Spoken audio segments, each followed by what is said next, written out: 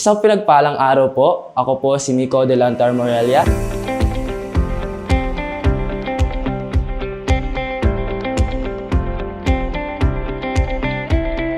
Nais ko pong ibahagi ang aking personal testimony sa Panginoon.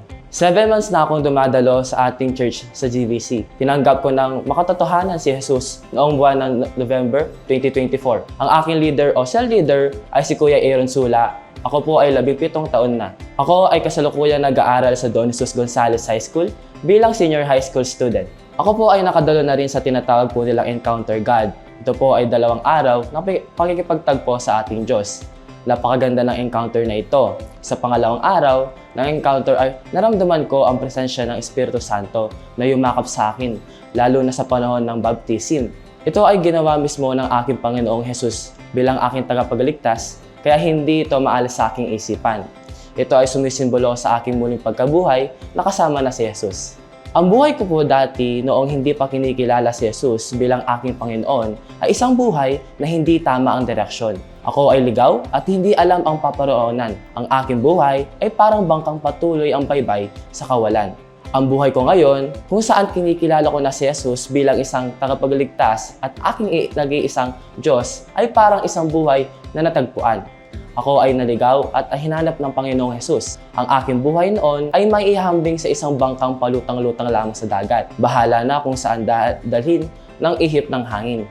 Siya ang ginawa kong Panginoon at Hari ng aking buhay. At siya ang gumabay sa akin at patuloy na tinatama ang buhay ko at binabago tungo sa kabutihan. At tinuturo ang tamang daan, hindi ako papabayaan ng ating Panginoong Jesus dahil siya ay mabuti at mapagmahal na Diyos. Ako po ay nasa 63 days life class journey na sa kasalukuyan.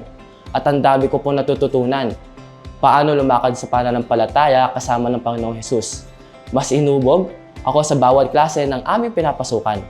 At sa tingin ko, mas lumalim pa ang aking pananaw paano mabuhay ng tama bilang isang anak ng Diyos. Nagkaroon din ako ng pagnanais na makasama ang aking pamilya sa paglilingkod sa Panginoon. Kaya lagi ko silang idinadalangin. Bigyan nawa ako ng Diyos ng lakas ng loob upang sila ay maimbitahan na dumalo sa GBC bilang isang spiritual family. Ako po ay dumadalo na rin sa cell group. Nagkaroon ako ng masayang mga kaibigan sa cell group. Napakasarap dumalo sa mga cell group. Salamat po sa Diyos dahil hindi lang ako dumadalo sa worship service, dumadalo din ako sa campus worship. At praise God dahil naisama ko rin ang ilan kong mga kaibigan sa campus worship. Gusto ko rin makasama sa paglilingkod sa Panginoon ang aking mga klase at aking mga kaibigan.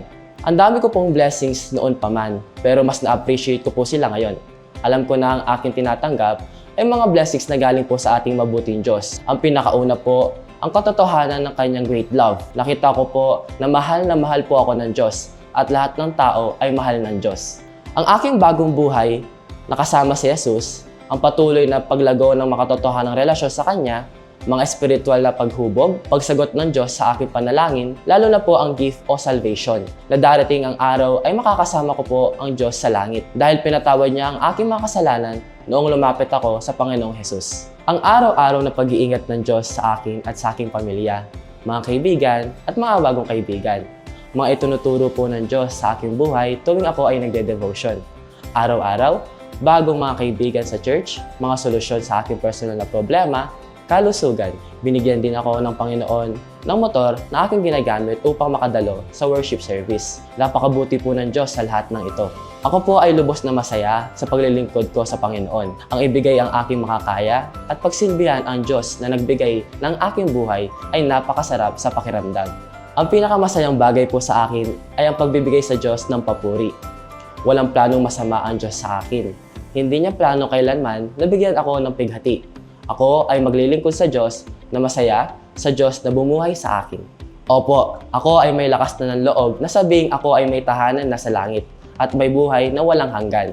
Dahil buong puso at makatotohanan ko nang tinanggap si Jesus bilang aking Diyos at tagapagligtas. At walang sino man ang magpapabago ng katotohanan ito. Salamat sa pag-ibig ng Panginoong Jesus. Ako ay lubos at higit na masaya sa buhay ko ngayon na may kaugnayan kay Jesus. Kasama ko ang Diyos at ang kanyang presensya at nangakong tutulungan niya ako at hindi iiwan. Inilalayo ako sa kadiliman at tinutulungan mabuhay sa kaliwanagan. Wala nang higit na ililigaya pa sa isang buhay na kasama ang Panginoong Jesus. Muli, ako po si Mico de Lantar Morelia. To God be the glory.